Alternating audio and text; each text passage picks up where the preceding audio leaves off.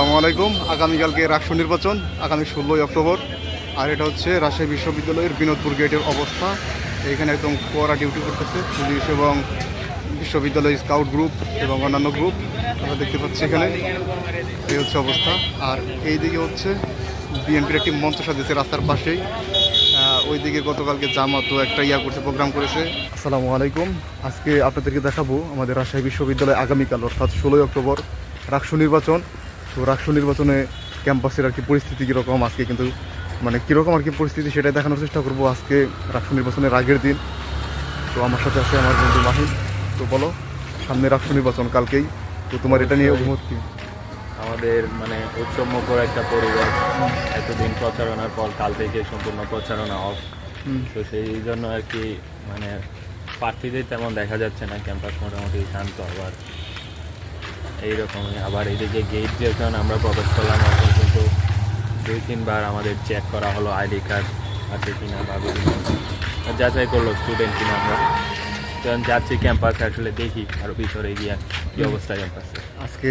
আর আপনাদের সবাইকে সব কিছু দেখাচ্ছি আসলে একাডেমিক ভবন বা প্রশাসনিক ভবনের সামনে আসলে কী অবস্থা সেটা দেখানোর চেষ্টা করছি। তো দেখতে থাকুন। এটা হচ্ছে রাজশাহী বিশ্ববিদ্যালয় কেন্দ্রীয় ছাত্র সংসদ রাকসু। এটা নতুন করে করা হয়েছে। এখানে আগে যদিও নাটকের বিভিন্ন ধরনের রিহার্সেল হতো। আর এই দিকে হচ্ছে কাজী নজরুল ইসলাম মিলনায়তন।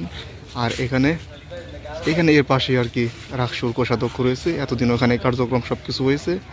তো এখানে কিছু মানুষ দেখতে পাচ্ছি। এতদিন আরও বেশি মানুষ ছিল, কারণ এতদিন প্রচারণা চলেছিল। আজকে প্রচারণা চলতেছে না, তো সেরকমভাবে কিন্তু আমরা মানুষ দেখতে পাচ্ছি না। তারপরেও কিছু কিছু মানুষ দেখতে পাচ্ছি এবং সাংবাদিকদেরও দেখতে পাচ্ছি। আসসালামু আলাইকুম। আমরা রয়েছি হচ্ছে রাজশাহী বিশ্ববিদ্যালয় কেন্দ্রীয় ছাত্র সংসদ রাকসু এর সামনে।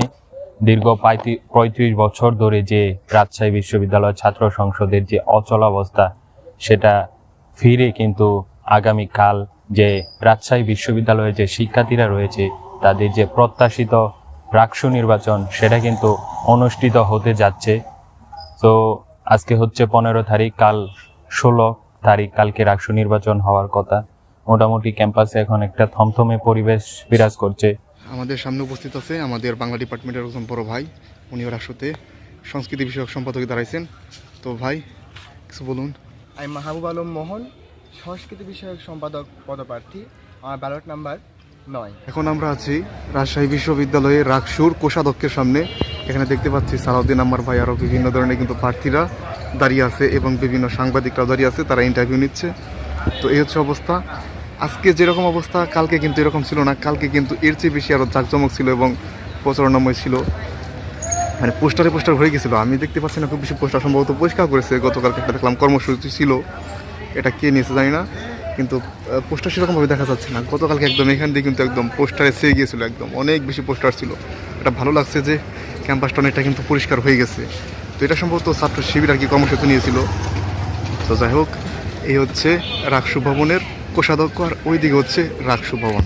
এখান দিয়ে বিভিন্ন সাংবাদিককে দেখা যাচ্ছে এবং সাংবাদিকদের কর্নার কিন্তু ওই পাশে একদম কিনারে রেখেছে। তো দেখতে পাচ্ছেন যে আমরা রয়েছি রাজশাহী বিশ্ববিদ্যালয় ছাত্র সংসদ রাকসুর যে কোষাধ্যক্ষ রয়েছে সেই কোষাধ্যক্ষের সামনে। এখানে মোটামুটি প্রার্থীদেরকে দেখা যাচ্ছে বিভিন্নভাবে যে অনলাইনে প্রচারণা করার চেষ্টা করছে, বিভিন্নভাবে সোশ্যাল মিডিয়াতে তারা অ্যাক্টিভিটি দেখানোর চেষ্টা করছে বা নিজেদের যে ব্যালট নম্বর সেটা প্রচার করার চেষ্টা করছে। যেহেতু রাকসুর যে প্রচারণা সরাসরি সেটা কিন্তু আগামীকালই বন্ধ হয়ে গিয়েছে। তো দীর্ঘ প্রতীক্ষিত রাকসু আগামীকাল 16 তারিখ অনুষ্ঠিত হতে যাচ্ছে। সেই হিসাবে কিন্তু ক্যাম্পাসে আবার অনেক উৎসব মুখর একটা পরিবেশ আমরা দেখতে পাচ্ছি শিক্ষার্থীদের মধ্যে। এটা হচ্ছে কোষাধ্যক্ষের কার্যালয় রাকসু। এখান থেকে মূলত শুরু হয়েছিল রাকসু নির্বাচনের সকল কার্যক্রম, কারণ দীর্ঘ 35 বছর কিন্তু রাকসু নির্বাচন হয়নি। তো যার ফলে কিন্তু এখানে আপাতত অস্থায়ী করে আর কি এখান থেকে কার্যক্রম সকল শুরু হয়েছিল। বিভিন্ন ফর্ম পূরণ বা বিতরণ সব কিছু এখান থেকে হয়েছে। আর এখান দিয়ে সালাউদ্দিন আম্মার ভাই এবং শিবিরের কিছু ভাইকে দেখতে পাচ্ছি এবং ছাত্রদলের ভাইরাও আছে কিছু আশেপাশে এবং পাশে মিডিয়া কর্নার। আর আমার সাথে তো আমার বন্ধু মাহিন আছেই। আমার সামনে দেখতে পাচ্ছেন রাজশাহী বিশ্ববিদ্যালয়ের বিখ্যাত প্যারিস রোড। এটাই সেই বিখ্যাত প্যারিস রোড, অনেক সুন্দর একটা রোড। আর এই পাশে পুলিশ মোতায়েন রয়েছে। এটা মূলত আসলে রাকসুকে কেন্দ্র করেই। আগামীকালকে কিন্তু আমরা জানি প্রায় 2000-এর উপর পুলিশ থাকবে এবং র্যাব, বিজিবি এরাও থাকবে। আর এই পাশে এটা হচ্ছে প্রশাসনিক ভবন, রাজশাহী বিশ্ববিদ্যালয়ের প্রশাসনিক ভবন 1। আরেকটা আছে প্রশাসনিক ভবন, সেটা হচ্ছে ওই যে ওইটা 2 নম্বর। এখান থেকে সকল কিছু কার্যক্রম আর কি পরিচালনা করে থাকি। আর এটা হচ্ছে শামসুজ্জোহা স্যারের কবর। আর এটা তো সামনে দেখতেই পাচ্ছেন অনেক সুন্দর। আর এই যে পাশে এটা হচ্ছে সিনেট, রাজশাহী বিশ্ববিদ্যালয়ের সিনেট। এটা হচ্ছে রাজশাহী বিশ্ববিদ্যালয়ের প্যারিস রোড। আর এই পাশে, হ্যাঁ সেটাই আমি বলতেছি, এখানে এটা হচ্ছে সম্ভবত বাংলাদেশের সবচেয়ে ছোট ব্রিজ এবং এটি একটি নালার উপর। এটা হচ্ছে রাজশাহী বিশ্ববিদ্যালয় অবস্থিত। এটি আরও আগে সুন্দর ছিল, এখন অনেক পুরনো হয়ে গেছে, প্রায় 1 বছর উপর হয়ে গেছে, তো সেই জন্যে। হ্যাঁ বল। আসসালামু আলাইকুম। আজকে এমন একটি ব্রিজ দেখাবো, সেটাকে বলা হয় হচ্ছে রাজশাহী বিশ্ববিদ্যালয়ের জ্ঞানের ব্রিজ, অর্থাৎ ব্রিজ অফ নলেজ। তো এদিকে তাই এই যে দেখা যাচ্ছে যে এই ছোট্ট ব্রিজটা, তো একটা নাল পার হওয়ার জন্য এই ব্রিজটা দেওয়া হচ্ছে। এই ব্রিজটা বলা হয় দ্য ব্রিজ অফ নলেজ। এই যে দেখতে পাচ্ছেন যে এখানে ব্রিজের নাম সহ দেওয়া আছে। তো এটা হচ্ছে সম্ভবত এটা বাংলাদেশের সবচেয়ে ছোট ব্রিজ এবং এটা আমাদের রাজশাহী বিশ্ববিদ্যালয়ে অবস্থিত। এখানে অনেকগুলো ব্রিজ আছে, তার মধ্যে সবচেয়ে সুন্দর এটা। এটা আগে আরও অনেক বেশি সুন্দর ছিল, এখন একটু যদিও অন্যরকম দেখা যাচ্ছে।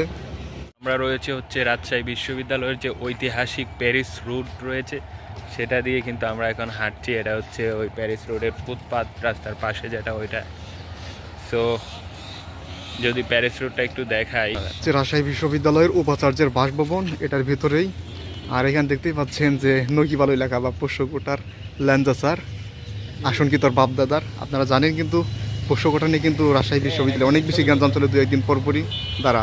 আর এটা হচ্ছে রাজশাহী বিশ্ববিদ্যালয় প্যারিস রোড। তো দেখতেই পাচ্ছেন যে নির্বাচন ঘিরে কিন্তু ওই যে পুলিশ মোতায়েন, ওইখানে দেখতেই পাচ্ছেন যে একটা কিন্তু।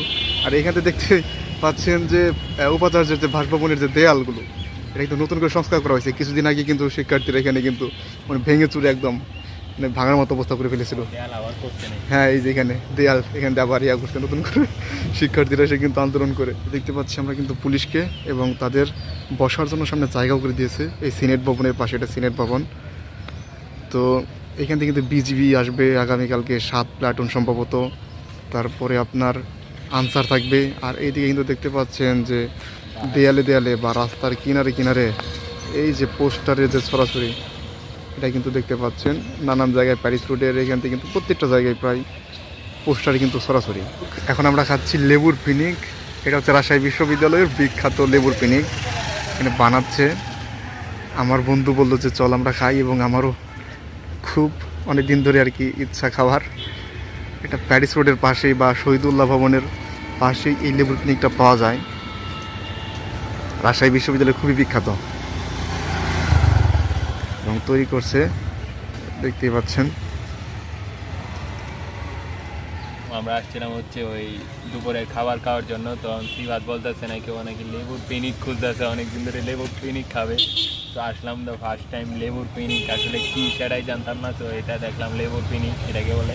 মানে কি ছিল, লেবু, তারপর এটা কি, এগুলো কি শসারও একটা মশলা দিয়া মশলা দেওয়া, ওইটা নাকি লেবুর পিনিক। তো খাই, টেস্ট দেখাই, দেখি কেমন লাগে তোর কাছে। খা কেমন। আসলে ভালো আছে, অনেক ভালো, যেমন প্রত্যাশা করছিলাম এমন আসলে মোটামুটি ভালো আছে। ভালো আছে আর ভালো আর কি এটা, তাই তো। হ্যাঁ। ভালো। আর এইদিকে দেখতে পাচ্ছেন রাষ্ট্র নির্বাচনকে কিন্তু কেন্দ্র করে এখানে প্রচারণা হচ্ছে। এখানে মাইকে নির্দেশনা দিচ্ছে।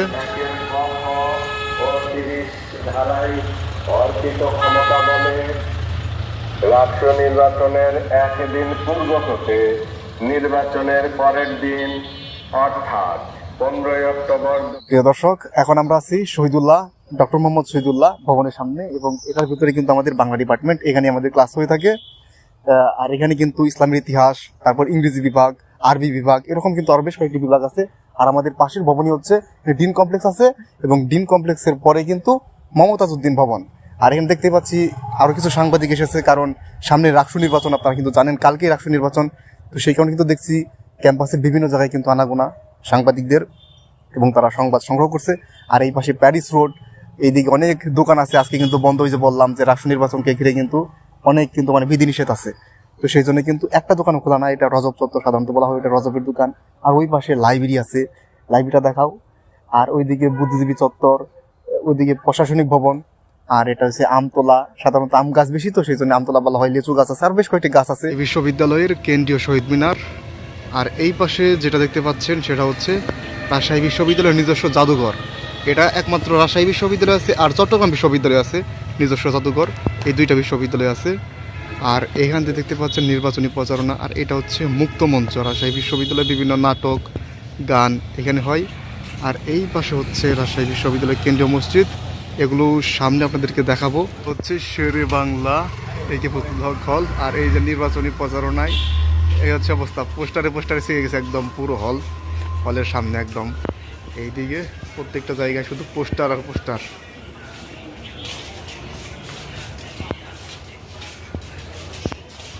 যাবে না, এখানে গাছে পোস্টার লাগিয়ে রাখছে। তো এটা হচ্ছে শেরে বাংলা কি ফজলুল হক হল। তো আজকের ব্লগটা এতটুকু ছিল, কালকে নির্বাচনের দিন কী কী হয় সব কিছু দেখাবো, পাশেই থাকবেন।